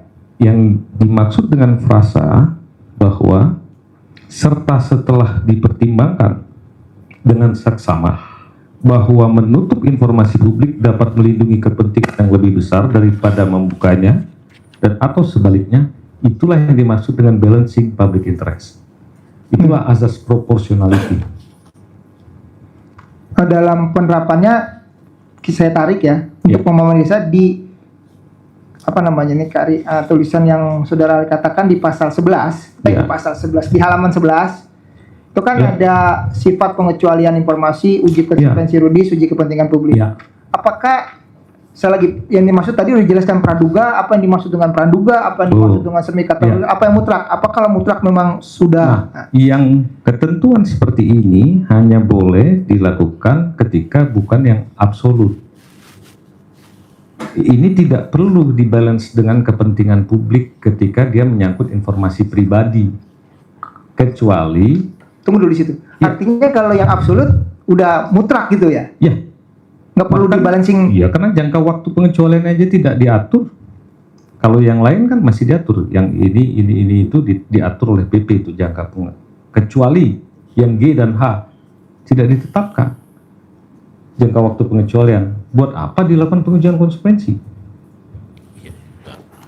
Oke, maksud saya kira-kira begitu. Jadi hati-hati dengan pengecualian yang absolut. Itu it's not subject to be examined, bukan sesuatu yang layak untuk diuji gitu. Dia bukan examinate wilayahnya, tapi hanya boleh ketika diperintahkan undang-undang untuk open. Jadi itu yang kita harus waspadai. Kadang-kadang karena tidak pernah dibahas agak detail, orang lupa pasal di situ kan ada yang pasal 17 huruf bukan 17 huruf pasal berapa ya, saya lupa. Di sini ada saya tentang jangka waktu pengecualian. Untuk huruf G dan H tidak ditetapkan jangka waktu pengecualiannya, itu menunjukkan bahwa dia selamanya. Itu yang dimaksud dengan absolut. Dulu saya sering dikritik oleh orang, tidak ada eksplisit secara absolut. Ya tafsir terhadap undang-undang kan tidak selalu harus teks. Ketika sudah dinyatakan untuk huruf 17 C, G dan H tidak diatur jangka waktu pengecualiannya, berarti selamanya dikecualikan. Itulah absolut. Pasal 17. Iya. Dan itu semua rahasia pribadi. Nanti para pemohon dan termohon juga bisa melihat di Undang-Undang KIP. Ya. Saya di sini ada rasanya di papernya. Jadi kalau halaman berapa? Yang pemaparan ahli katakan di halaman 11, yang mutlak itu ya, yang dimaksud itu yang barusan penekanannya. Di ayat 1 ya. Pengecualian sebagai masuk pasal 17 huruf A, huruf B, huruf C, huruf D, huruf E, huruf F tidak bersifat permanen. Ya, berarti sampai F. G dan H tidak. Berarti G dan H itu ya. Nah, di dalam halaman 11 itu yang G dan H itu ungkapan isi akta otentik itu ya. Yang halaman 11. Halaman 11. Itu yang dimaksud ya, buat pemahaman diri saya biar yakin gitu maksudnya. Betul, yang halaman 11 yang? Nah, yang kolom itu kan ada mutlak-mutlak, ada yang praduga-praduga. Iya. Berarti yang tadi pasal 17 yang mutlak itu yang tadi kan, yang G sama H itu yang GH itu. Makanya di G dan H itu di sini tidak perlu ada uji kepentingan publik. Tidak. Artinya demutlak. Iya, hanya boleh kalau undang-undang memerintahkan boleh dibuka. Hati-hati. Kalau toh mau membukanya dengan secara khusus, itu wilayahnya bukan di Komisi Informasi. Wilayahnya di institusi yang mengenai perlindungan data pribadi. Teknisnya rumit gitu ya. Nah, saya mungkin tidak tepat saya bicara itu di sini secara panjang, tapi dia mengikuti rezim undang-undang perlindungan data pribadi. Kecuali di undang-undang tertentu menyatakan boleh dibuka. Misalnya untuk penegakan hukum, di undang-undang tertentu dinyatakan boleh dibuka. Ya buka hanya untuk kepentingan penegakan hukum. Di undang-undang keterbukaan informasi cuma 2. Data pribadi itu boleh dibuka. 1 kalau subjek data memberikan persetujuan tertulis. Kalau tidak ada persetujuan tertulis, cek kalau dia terkait dengan posisi jabatan seorang dalam jabatan publik. Posisi seorang dalam jabatan. Di luar itu tidak bisa. Don't try. Wilayahnya berbeda. Kira-kira begitu. Artinya sekali lagi saya tanya nih ahli ya. Kalau seseorang dalam rangka tadi sih udah ditanya. Cuman buat pemahaman saya saja. Masih dalam kategori masih sedang on gitu ya. Dalam posisi menjabat kayak kita gini lah gitu atau menjabat lah gitu. Itu posisi rahasia huruf G dan huruf H itu posisinya mutlak gitu. Tidak dapat diberikan. Itu tidak bisa diberikan sepanjang tidak terkait dengan posisi dalam jabatan publik. Cara memahaminya begitu mungkin majelis kalau saya berpendapat ya. Jadi ketika saya menjabat, orang minta nomor telepon pribadi saya, nggak ada relevansi dengan jabatan publik, tetap tidak boleh dikasih. Kira-kira gitu kan, tidak semua informasi pribadi kita itu memiliki relevansi dalam jabatan publik. Yang tadi saya bertanya rumah dinas menteri harus dikasih. Tapi saya bertanya kepada seorang kepala dinas yang tinggal di rumah pribadi, masa saya kasih? Gak ada relevansi rumah pribadi dia dengan jabatan publik. Nah itu dulu yang harus dicek. Makanya di paper saya, cek relevansi itu penting ketika mau melakukan. Oke. Oke. Saya rasa cukup dari saya karena Baik. Kami persilakan para pihak, kita mulai dari pemohon saja dulu. Baik. Ada yang perlu didalami dari ahli. Silakan. Baik, terima kasih majelis. Baik, silakan. Sampai ketemu lagi ini, Pak. Baik. Jadi saya perlu disclaimer juga bahwa beberapa kali kami ini mungkin acara di stasiun TV dengan Pak Alamsyah. Oh ya. Dan kebetulan memang kami disclaimer bahwa kami tidak ada hubungan selain itu ya. Dan memang dalam menyikapin beberapa keputusan KIP yang lalu kami senada, tapi bukan berarti kami bersepakat seperti itu. Dan terima kasih Pak Alamsyah atas tadi penjelasannya, saya juga banyak tahu ya. Izin melalui majelis saya bertanya.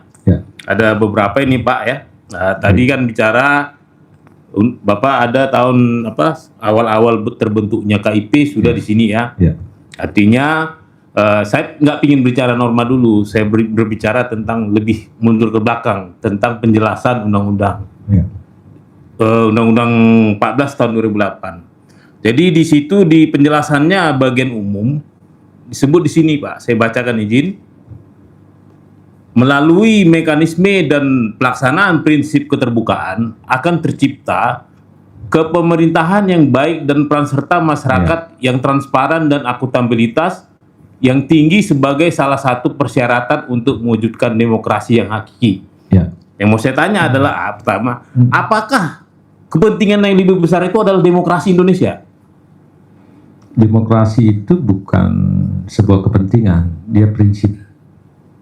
Dalam tata negara kita menganut prinsip atau azas demokrasi. Itu dituangkan dalam undang-undang. Ya, dengan kata lain sebetulnya tata kelola itu harus demokratis. Jadi dia bukan kepentingan tapi sifat dari tata kelola. Sehingga ketika ditujukan agar terjadi tata kelola dalam bernegara yang demokratis, konsekuensinya maka harus diterapkan 3 prinsip dasar dari governance. Yang pertama adalah transparansi.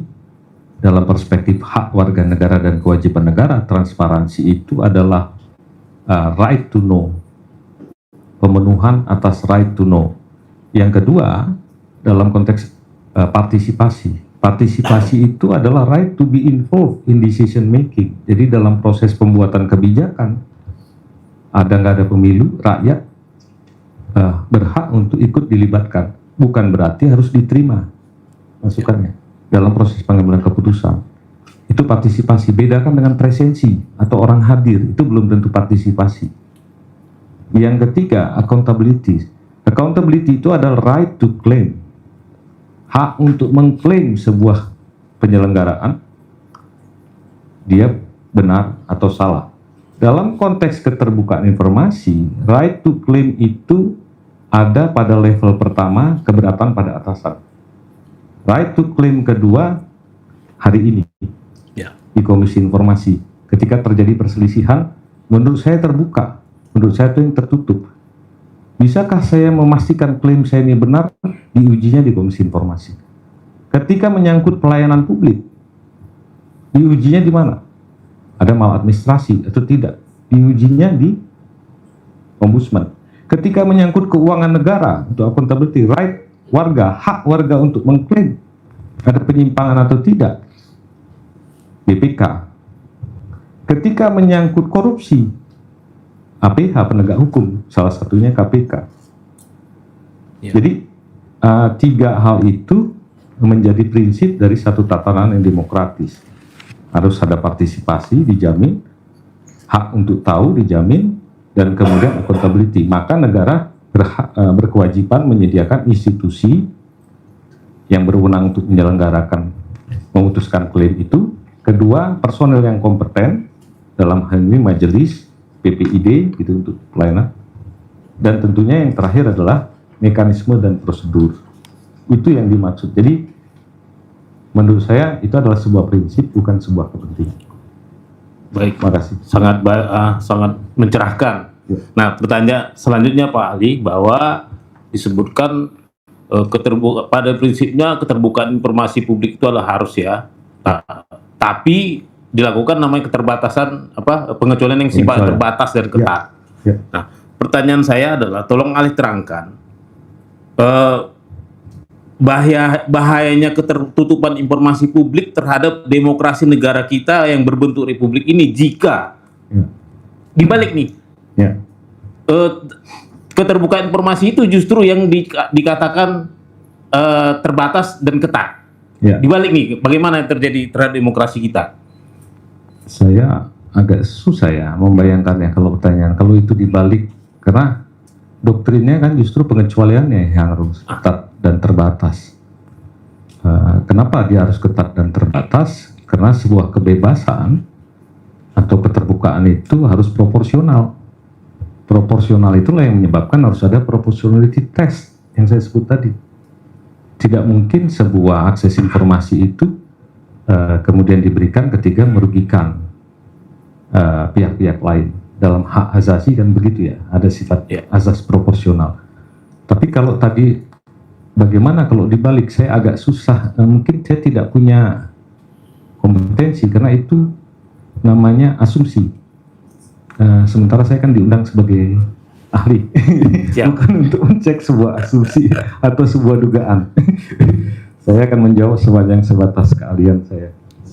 Kalau berdiskusi santai boleh, tapi karena di dalam persidangan harus begitu. Baik, Saudara Ali. Yang kedua, ini kan putusan KIP beberapa kali kita memang sepertinya senada ya di beberapa media Pak Ali. Putusan KIP 074 khususnya ya, dan KPU kemarin menyatakan tak banding. Ini bagus ya. Itu tidak relevan untuk ditanyakan dalam persidangan ini. Baik, maksud saya begini Pak. Izinnya mungkin bisa nanti majelis mengingatkan. Pertanyaan saya, apakah kalau berkaitan dengan putusan yang sudah pernah dikeluarkan oleh Komisi Informasi, maka tidak dapat dipertanyakan dalam ruang persidangan ini. Baik, maksud saya gini majelis. Iya, kalau saya ingatkan itu. Jadi kalau berkaitan dengan itu di sidangnya ada mekanisme lain dari sini keuangannya. Nah, itu kan terkait itu ya. Apakah ijazah, kalau ijazah presiden saja? Anda tidak, ini bukan persoalan dengan ijazah. Keterbukaan informasi publik. Ya kan, pokok akul tidak berkaitan dengan ijazah. ya kan, seperti juga permohonan saudara. Jadi fokus saja pada pertanyaan persoalan aku. Saya kan meminta ini, majelis meminta dokumen, salah satunya adalah surat keterangan kesetaraan ijazah wakil presiden kita. Betul. Nah, sementara ijazah presiden saja sudah dinyatakan terbuka. Tidak, Anda jangan menggiring ahli terhadap hal yang sudah pernah disampaikan oleh majelis komisioner. Karena itu nanti menjadi saling karut persidangannya. Sepanjang berkaitan dengan, mohon maaf majelis, sepanjang berkaitan dengan keahlian saya yang menyangkut Majelis dasar-dasar memutuskan, pengecualian majelis memutuskan pokok perkara yang sudah pernah diputuskan oleh majelis tidak dalam ruangan ini untuk dibahas. Jadi majelis tidak mengizinkan untuk pertanyaan yang ke arah sana. Silakan lanjutkan. Oke, berarti saya skip tentang subjeknya ya. Ya. Pertanyaannya gini, yang berikutnya, apakah ada peraturan Komisi Informasi yang mengatur rambu-rambu pasal 15 terkait pengecualian bagi penelitian pada Undang-Undang PDP? Kalau hal tersebut bisa dilihat di peraturan Komisi Informasi tentang standar layanan informasi. Jadi tidak ada secara eksplisit menyatakan pengecualian hal tersebut sepanjang yang saya baca di dalam peraturan berkaitan. Tapi pengecualian berdasarkan PDP diakomodir di undang-undang, bahwa Undang-Undang Keterbukaan Informasi mengakomodir pengecualian berdasarkan undang-undang lain, itu pasal 17 huruf C.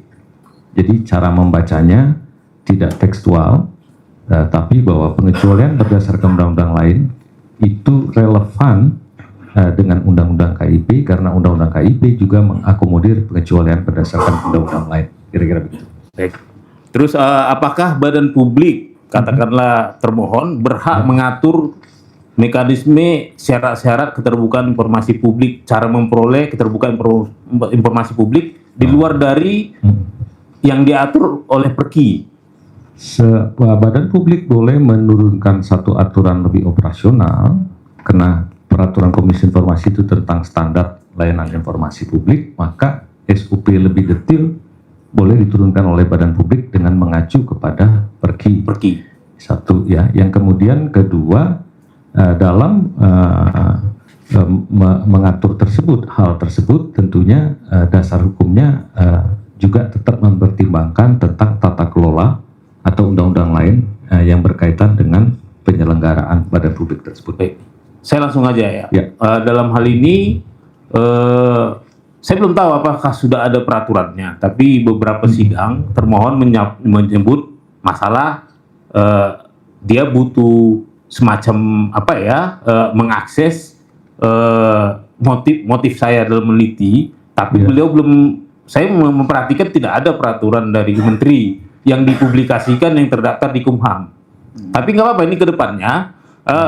Pertanyaan saya, kalau mereka memang bisa buat, berarti kan mereka harus mempublikasikan dulu di persetujuan dengan Komisi Informasi ya, baru supaya publik tahu. Saya bantu pertanyaannya, ya kan ya. Tadi sebenarnya sudah agak saya arahkan. Salah satu hak dari pemohon itu adalah pemohon informasi dapat mengajukan permohonan dengan alasan, itu undang-undang. Harus ada alasannya. Tadi majelis sudah bertanya, ketika seorang peneliti mengajukan permohonan, ya kan ya, apakah seorang peneliti itu juga harus menjelaskan kerangka acuannya, maksud dan tujuan penelitiannya? Tadi ahli sudah memberi penjelasan terkait hal tersebut, gitu ya. Karena normanya itu dalam permohonan harus ada alasan. Pertanyaannya, apakah alasan itu harus diperdalam sedemikian rupa, ya kan, sehingga menjadi pertimbangan buat badan publik untuk menolak dan atau menerima? Begitu pertanyaannya. Silakan ahli. Baik. Sepanjang informasi itu sifatnya terbuka, alasan tidak dipentingkan. Apalagi informasi terbuka yang sifatnya proaktif disclosure. Proaktif disclosure itu yang menyebabkan lahirnya istilah bahwa keterbukaan informasi adalah oksigen demokrasi. Oksigen itu artinya kita hirup. Jadi tidak perlu seseorang bertanya, Alam Shah mengapa Anda menghirup oksigen? Ya mati saya nggak hirup oksigen. Alasan tidak penting. Dia ada informasi yang begitu ada di public domain. Tapi informasi yang dikecualikan ketika orang ingin mengakses informasi yang dikecualikan, nah masih boleh. Untuk itu dilakukan pengujian konsekuensi. Maka mulai dari legal standingnya, mulai dari tujuannya, itu harus didalami oleh badan publik. Kenapa? Kalau dia tidak mendalami, dia tidak bisa melakukan praktik balancing tadi.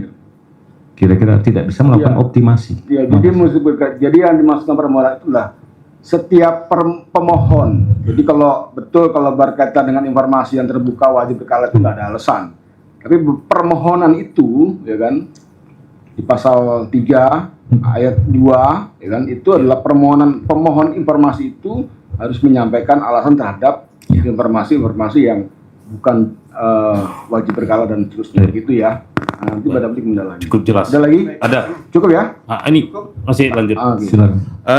Ini kan terkait tadi memang beberapa majelis memperdalam terkait penelitian. Fokusnya kepada pertanyaannya kepada kalian majelis. Ya. Keahlian ahli. Nah, tadi memang Ali juga sempat menyinggung ya masalah penelitian. Kebetulan memang kita tahu nih peneliti tesis, peneliti disertasi, peneliti skripsi itu beda. Ya. Sementara tadi kalau dari paparan ahli sepertinya menggayangkan penelitian saya ini penelitian skripsi yang semua ada langsung metodologi, hasil macam segala. Ya. Tapi kalau saya sendiri peneliti disertasi itu saya ada 4 kali Pak. Ya. Pertama itu saya proposal kolokium. Sidang kolokium, Betul. masuk sidang proposal, masuk sidang hasil dan tertutup, setelah itu terbuka. Ya. Nah, di tahap ini yang dimohonkan pemohon ini sedalam mana? Apakah yang maksudnya penelitian itu saya harus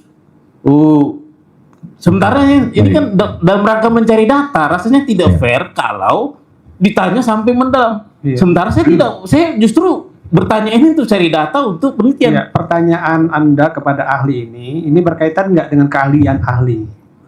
Begitu. Ya, kalau tidak, ya ahli bisa skip. Lanjut pada pertanyaan selanjutnya. Saya begitu.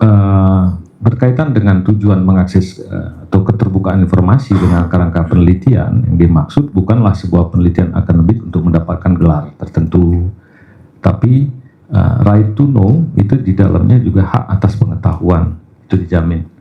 Jadi kalau kita ingin menganalisis sesuatu, melakukan penelitian, namanya kaidah penelitian itu yang paling standar adalah kerangkanya harus ada, dan itu dikomunikasikan. Tidak perlu sampai proposal yang sangat rumit, apalagi hasilnya sampai melalui tahap-tahap pengujian, sidang, dan lain-lain. Rasanya bukan itu yang dimaksud. Nah, seringkali orang menyatakan penelitian, tapi kadang-kadang tidak menyertakan kerangka penelitiannya secara umum, sehingga menurut saya dalam hal ini wajar kalau badan publik mempertanyakannya, dan itu tidak berarti berusaha untuk memberikan informasi semata-mata agar layanan informasinya semakin efektif. Kira-kira begitu. Baik, yang terakhir ini majelis, ini menarik nih, terkait pasal 17 Undang-Undang KIP huruf H angka 4. Itu disebutkan hasil-hasil evaluasi sehubungan dengan kapabilitas, intelektualitas, dan rekomendasi kemampuan seseorang. Ini kan yang dikecualikan. Yang dimaksud hasil-hasil ini kira-kira kuantitatif atau kualitatif, atau misalnya begini, atau langsung case-nya aja. Saya kan meminta apa yang diuji, dan saya tidak meminta hasil ujinya.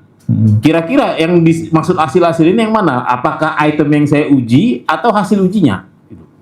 Item yang diuji maksudnya kalau saya boleh tahu. Jadi begini, mungkin nanti tolong apakah yang dimaksud adalah kapabilitas tadi itu, apakah dokumen-dokumen yang menunjukkan status atau kapabilitas seseorang yang dimaksud, yang dimohonkan? Mungkin saya terangkan bahwa saya meminta hasil-hasil semacam hasil evaluasi ya, sehingga Kementerian Pendidikan dan Kebudayaan bisa mengeluarkan surat keterangan setara. Baik. Sementara saya kan nggak meminta nilai-nilainya. Ada 10 item yang dievaluasi dari Keberatan yang mulia. Tidak usah masuk ke pokok perkara ya. Jadi kita tidak menggiring ya ahli untuk menjawab dalam hal pokok perkara ya. Terima kasih yang mulia, karena pemohon ini beberapa kali dia menyinggung yang mulia. Oke, ya, jadi kita arahkan kembali. Sebenarnya tadi ada pertanyaan majelis yang sebelumnya tadi berkaitan dengan penjelasan dari ahli ya tentang status dari sebuah informasi, ya kan? Nah, apakah kemudian hak publik ini hanya berkaitan dengan statusnya saja atau latar belakang daripada lahirnya sebuah status itu? Baik, gitu? kita akan lihat, kita kembali ke badan publik. Badan publik itu punya satu prosedur yang ditempuh dalam mengeluarkan keputusan-keputusan. Saya skip, tidak ada kaitannya hanya soal kapabilitas, bahkan banyak sekali keputusan di sana ya. Maka tata cara dalam memutuskan itu adalah sebuah informasi publik. Kalau orang bertanya tentang bagaimana cara sebuah keputusan itu keluar, apa kriterianya, bisa. Tapi hasil dalam proses itu, ketika dia tidak ada relevansi dengan informasi yang dikecualikan, boleh. Tapi kalau dia memiliki relevansi dengan informasi dikecualikan, maka dia harus dilihat dia pengecualian absolut atau tidak. Kalau dia tidak absolut, harus dilakukan pengujian konsekuensi sampai pada uji kepentingan publik. Tapi kalau dia menyangkut kerahasiaan pribadi yang sifatnya absolut atau kerahasiaan aset seseorang, privasi seseorang yang sifatnya absolut, maka tidak bisa dilakukan pengujian konsekuensi bahaya sesuai dengan tahapan yang sudah saya sebutkan tadi. Hanya bisa diungkap apabila memang diperbolehkan oleh undang-undang atau bahkan mungkin diperintahkan oleh undang-undang tertentu. Itu saja yang bisa saya jelaskan. Baik, Cukup pemohon? cukup dari pemohon. Baik, kita lanjutkan termohon. Ada yang saudara mau dalami? Makasih yang mulia. Baik. Makasih Pak Alamsyah. Ya. Pak, tadi Bapak menyampaikan terkait dengan uji konsekuensi, itu kan si pemohon harus ada urgensi dan relevansi terhadap. Agak mendekat ya Pak ya, karena ini direkam. Ya, terima kasih. Bapak Alamsyah menyampaikan bahwa dalam silakan Pak. Agak bergeser boleh? Kalau kurang boleh, nyaman di sini Pak, mau maju atau mundur silakan. Karena saya juga akan ada dalam posisi yang sama kalau di asli. Bisa lihat. Silakan. Ya, silakan. Maaf sekali. Ya, silakan. Bapak baiknya tolong didekatkan aja Pak. Lanjut Pak. Iya, Makasih ya. terdengar jelas Tadi ya. Bapak, Ya. Tadi Bapak menyampaikan bahwa pemohon dalam menyampaikan suatu untuk dapat dibuka atau tertutup, dia menyampaikan suatu alasan kenapa dia meminta. Jadi meminta ini kan harus ada agensi dan relevansinya terhadap permintaan si pemohon ya Pak ya. Berarti kan tadi mungkin sudah disampaikan oleh majelis dengan Bapak. Kami hanya meminta bahwa ini benar apa tidak, apa sebagaimana. Oke. Jadi Bapak menyampaikan bahwa si pemohon bahwa si pemohon ini kan menyampaikan tujuan terkait dengan penelitian. Misalnya terkait dengan penelitian berarti harus ada proposal maupun semacam kerangka penelitian itu Pak ya, seperti itu ya. Berarti dalam proposal maupun kerangka penelitian harus disampaikan ke kita dan kita melihat, baru kita bisa melihat melakukan uji konsekuensi terhadap itu ya Pak. Ya, saya akan pertegas lagi ya, bukan kewajiban harus menunjukkan proposal itu, tapi dalam konteks ketika orang menyatakan penelitian, maka sudah sepatutnya dia menunjukkan kerangkanya penelitian. Tujuannya untuk apa? Bukan untuk mensortir, bukan untuk menghambat. Tujuannya agar PPID mengerti apa yang dia maksud dan bisa memastikan bahwa tujuannya itu relevan dan sesuai dengan dijamin oleh undang-undang, tujuan yang sah. Jadi tidak serta-merta kalau orang kemudian meminta satu informasi selalu harus penelitian. Boleh jadi dia tidak perlu ada penelitian juga. Saya ingin tahu boleh juga. Tapi kenapa harus ada kerangka itu? Semata-mata agar efektif pelayanan itu. Kedua, semata-mata agar kita tahu tujuan dia untuk mengakses informasi. Itu satu tahap yang disebut dengan legitimate aims. Jadi bagaimana kita mau mengetahui bahwa seseorang ini memiliki tujuan yang legitim secara undang-undang. Itu caranya kan ya. Nah itu yang sering sekali saya menyatakan jangan sesuatu cara dianggap sebagai syarat. Cara dan syarat dua hal yang berbeda. Jadi saya menganggap bahwa kerangka dan nasihat itu perlu agar BPID mampu memahami tujuannya apa. Kenapa kalau tujuannya penting? Agar BPID bisa masuk dalam satu step. Tujuannya ini tujuan privat atau bukan? Undang-undang Keterbukaan Informasi Publik kan nggak melayani kepentingan privat. Kalau tujuannya untuk penelitian sama publik, itu tujuan yang dijamin. Oke, lantas tujuannya apa? Apakah tujuannya ini hanya bisa dipenuhi ketika kita hanya bisa tercapai kalau kita memberikan informasi kepada pemohon, atau ada cara lain? Itu step yang berikut yang disebut necessity test. Nah, kalau ada cara lain, karena ini adalah informasi yang dikecualikan, stop, batas itu uji konsekuensinya, tolak, sarankan pemohon untuk menempuh cara lain. Tapi kalau tidak ada cara lain, maka masuk ke step berikutnya. Apa step berikutnya? Proportionality test. Tujuannya apa?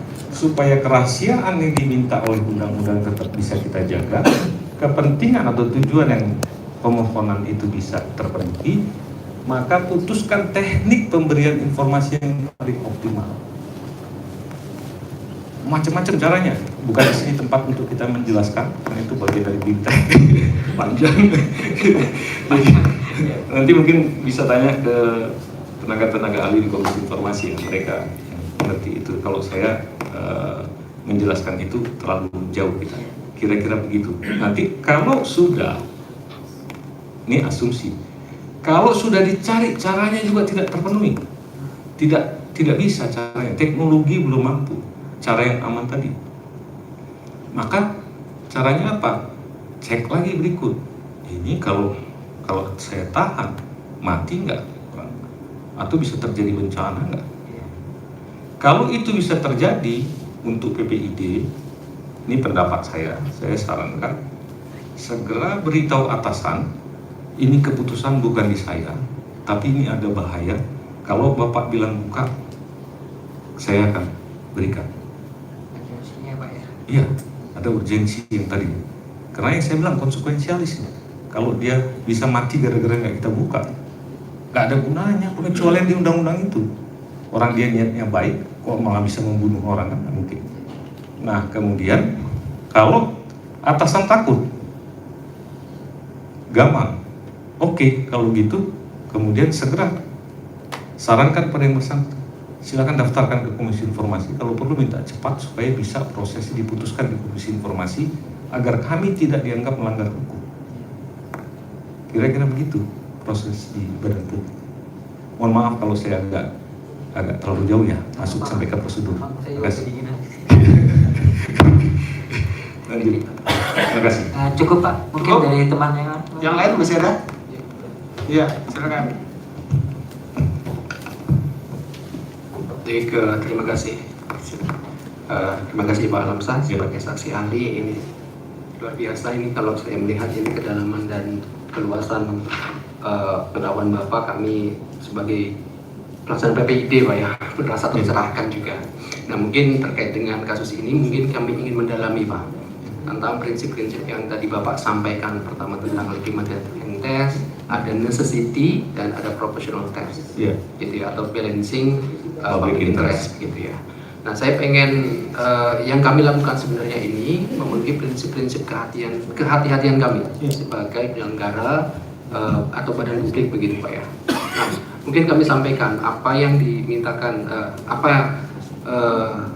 kami kan membuat layanan berbasis internet Pak ya. Sedangkan undang-undang itu dibentuk sebelum lahirnya layanan elektronik begitu. Nah kembali ke necessity Pak, tentang diperlukan betul, apakah tidak ada cara lain begitu ya? Iya. Ketika misalnya ada si pemohon ya, kemudian dia membutuhkan data A dan B dan seterusnya begitu. Kemudian mungkin kami melihat bahwa si pemohon ini sudah terpenuhi begitu apa yang dia inginkan, ya. Nah, apakah bisa kita tidak perlu menindaklanjuti apa yang dia mintakan begitu? Ya, yang kalau kemudian untuk necessity tadi kan untuk mencek cara lain berbeda. Jadi apakah ada cara lain yang bisa dia tempuh supaya dia bisa mendapatkan tujuan? Misalnya kalau dia mau ngomong saya mau melihat informasi tentang amal administrasi ya ombudsman gitu misalnya. Tentang hal yang lain nanti ke institusi yang lain. Tapi kalau ternyata nggak ada cara lain dan satu-satunya dia harus mendapatkan informasi dari kita, gitu, dari badan publik misalnya, maka kalau kita merasa harusnya sudah cukup, boleh juga dia merasakan belum cukup. Maka buatlah pertimbangan tertulis. Pada dasarnya menurut kami tujuan itu sudah bisa ditemui, makanya butuh kerangka tadi supaya ada acuan. Pertanyaan berikutnya, ketika kita sudah menolak dengan cara membuat pertimbangan tertulis, pemohon masih belum puas, nggak ada masalah. Orang mau mendaftarkan sengketa di Komisi Informasi, di situ kan nanti akan diuji. Tapi pengelola badan publik sudah melakukan segala sesuatu dengan proper, secara maksimum. Kalau informasinya oleh majelis dipandang informasi yang terbuka, nggak ada masalah juga, mungkin majelis melakukan mediasi, nggak perlu rumit-rumit panjang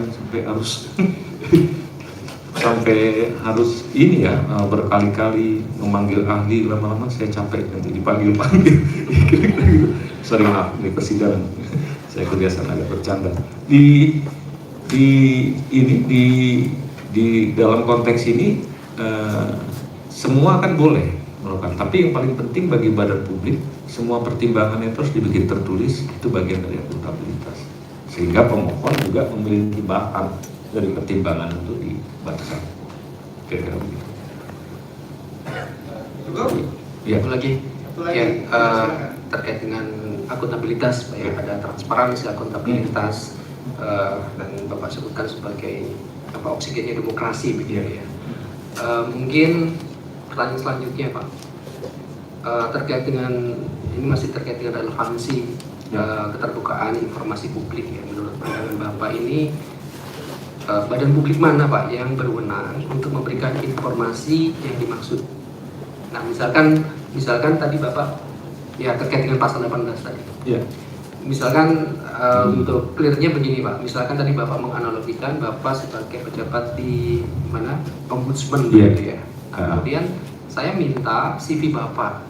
Nah, atau apa namanya riwayat kesehatan atau surat kesehatan. Apakah saya minta datangnya ke panitia seleksi yang tadi Bapak sampaikan, ataukah saya mintanya ke rumah sakit yang mengeluarkan surat keterangan sehat tadi misalnya? Saya kira tadi pertanyaan itu kan sudah dijawab tadi. Sudah dijawab ya. Jadi majelis juga sudah bertanya. Saya kira nggak perlu dijawab lagi karena udah dijelaskan ya, biar nggak ulang lagi begitu. Baik, masih ada? Termohon, cukup ya? Cukup. Baik. Baik, majelis. Saya terima kasih, mudah-mudahan. Iya, terima kasih lagi. Dan sebelum itu saya izin ke majelis untuk menyampaikan saya. Pertama saya lagi-lagi maksud saya ini sebetulnya saya agak berpikir panjang untuk hadir jadi ahli di sini, tapi sesuai dengan kriteria saya, mumpung di sini juga ada media dan lain sebagainya, walaupun saya pernah mungkin bertemu sama semata-mata saya karena diminta majelis, bukan diminta oleh para pihak yang tertentu, dan semata-mata lebih untuk menjaga fairness dari semua pihak dan agar proses persidangan bisa berjalan secara adil.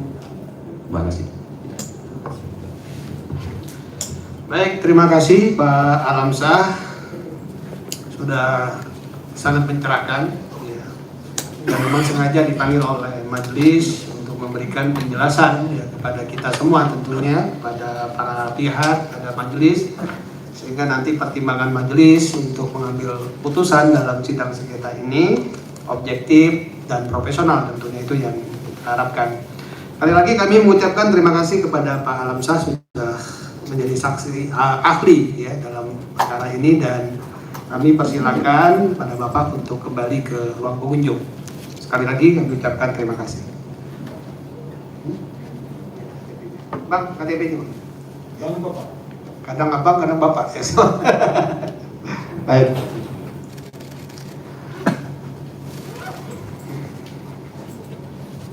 Terima kasih Pak.